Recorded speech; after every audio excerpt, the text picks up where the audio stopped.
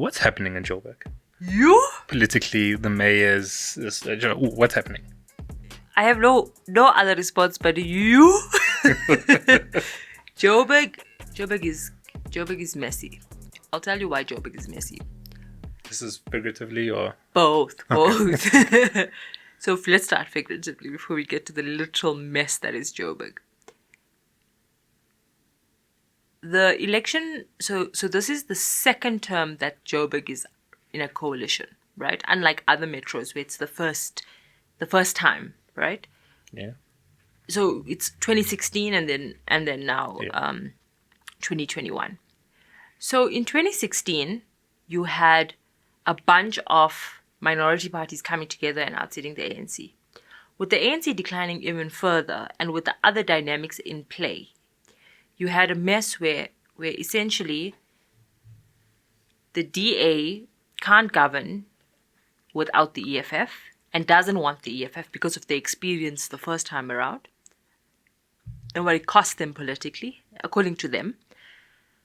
But also, the ANC made a deal, again, with the negotiation with the EFF, that was bizarre. That me and you won't take the mayorship. We'll sit in the background and we'll give the mayorship to a party that got less than 9,000 votes. So they did it the first time with This was Tapelo, and now they did it with Guamanda, right? And essentially what they did was they thought that the ANC in Gauteng was trying to strike an agreement with the EFF that still gave distance between them and the EFF. Because initially what the EFF wanted was, we'll give you Joburg, you give us Ekurhuleni. And that the ANC could not. The ANC in Ekurhuleni revolted, right? So essentially they said, okay. This was under Masina at the time. Yes. Okay. So essentially, and I mean this backstory is very important because what happened was in Ekurhuleni and even it for a brief period it was also in Tshwane where they fronted a Cope mayor. Remember the guy who passed away now, but he was a fake. Yeah, with the qualifications and the trick and then the letter and then in and out, messy. right? The perjury thing. But anyways, so they came up with this model. Why? To say, okay, we're going to need these small Nyana political parties later on. So let's give them something preemptively, but we'll run the show like from behind the scenes. There's no reason why the ANC didn't front Dada Morero. He's the most qualified person. The ANC is the largest political party in the. It doesn't have a majority, but it's the largest party. It's the principle of the ANC that if we had the largest party, we front the candidate, the executive candidate, and then the DA could have done the same and made a deal with Action SA, which they were also faltering on. So all political parties, I think, is responsible for this mess. So what happens when you put someone who's not qualified? Now let me be extremely kind to Guamanda. Extremely kind. He didn't elect himself. Okay. Right? Fair. He didn't elect himself. But what happens when you went to an election? You got 9,000 votes. Right? 3 seats in there. One ward councillor, 2 PR councillors, right? That's no way a representative of the will of the people to lead an executive, right? Number one. Then you can say, no, but he's the most qualified person. That's why we're making him the mayor. Because why do you have a mayor? Mayor leads, right? This is education. I'm saying if we're using that example. So politically, he has no political leg to stand on. Let's use educational. No. Why? He has a grade 10. He has grade 10. He doesn't have a matric certificate, has no qualifications, doesn't have real job experience. He also had a scheme, right? The only experience he's ever had was that he ran a funeral scheme. Okay. Some people say it's a Ponzi scheme, right? Fine. So you have nothing else. You can't say... Then you say, okay, what about community activism? He was only a councillor for 3 years.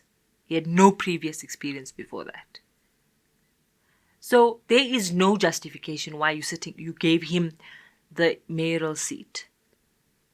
But you give it and you gave him the benefit of the doubt. Yeah. But what is Johannesburg? Johannesburg has a massive fire at its metro building, meaning where the operations of the city is run from. And there was the most sluggish response to that crisis. We had a road explosion where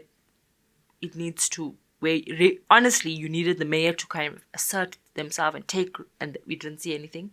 You have a billing crisis. You have a debt crisis. You have an infrastructure crisis. You have a water crisis. You have an electricity / maintenance, infrastructure maintenance crisis. Not small things. Your water problem in Johannesburg is not a tiny little thing.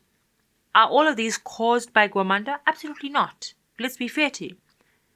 But you need someone in the position that can contribute something to leading the city.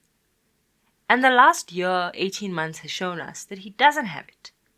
That's why you have an executive running rings around the political appointees, because essentially, think about a company.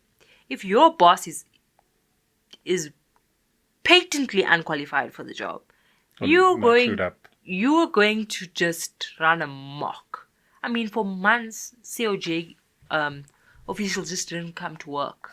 They didn't have emails because something in some server wasn't working and nobody followed up why hundreds of employees were just not working. I'm talking about on that micro level. So the reality of Johannesburg is that it's a man-made crisis, because this was one of the best run cities. We can talk about whether under Park Star, whether coalitions are good, bad. The reality of it is what it is. But the problem that you have at the moment with Johannesburg is that it is a microcosm of the failures of coalition governments and how politics can mess up people's lives. Which is why now in 2024 we have a levy, and not reverse. They don't want to reverse that levy. 200 rand in an ecosystem where the economy is not growing. In fact, it's getting worse. People are poorer than what they were, and you pay this levy, but you don't actually have consistent electricity because of maintenance issues and substations bombing out every now and again, right? So, Joburg is a mess because the city is not doing its core function.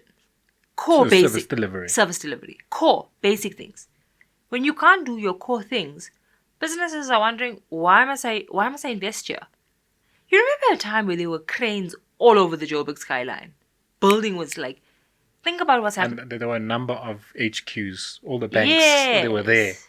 JSE was there. Yeah, I'm not even talking about like the decline of the CBD. That's like almost inevitable, right? But I'm saying the reality of it is that Joburg has lost shine, and the consequences of it we're not realizing on what it does for an entire economy, when this used to be the heartbeat of the entire African economy. Why? Because politics of expedience comes in, and no one wants to be the adult in the room. To realize that this mayor, as well-intentioned as he is, cannot lead this administration, and that you have, where no one has confidence in the head, it just falls apart.